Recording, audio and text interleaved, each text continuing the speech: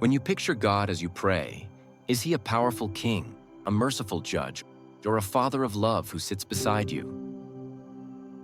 Many find it hard to truly enjoy God's tender presence, not because they don't believe in his love, but because they haven't yet learned to see him as the closest friend and most loving father that he is.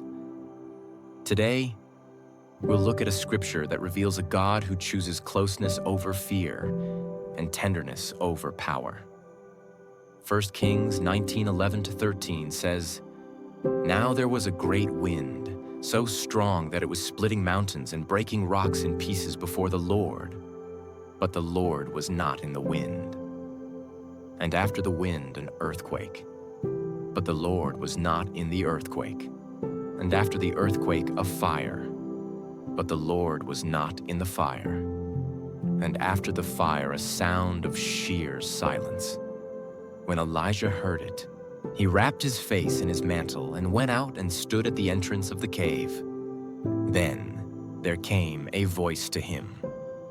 Elijah heard God with a whisper, not a storm. I used to think this only meant that in order to hear God, we must become quiet, and that God speaks through a still small voice rather than signs and wonders.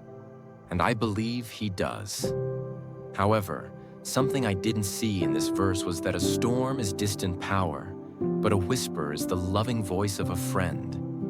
Whispers can only be heard by those who are close. God's quietness is not distance, but proof of how close he really is. An earthquake is might all around you, but a still small voice is love that lives in you. A fire is fearful, raging, and destructive. But a quiet presence is transformational. God speaks to us in the quiet of our hearts because that's where he lives. He may use circumstances to show us things, but he is not our circumstances.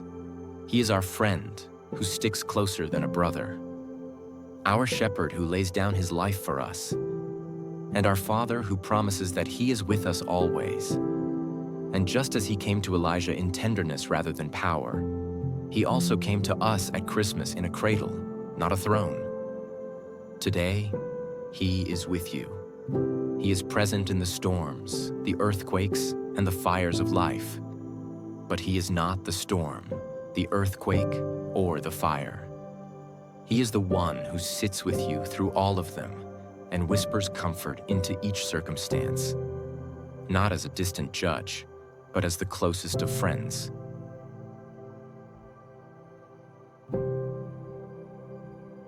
If this devotion spoke to you, please leave a like or comment to help YouTube share it with others who need it too.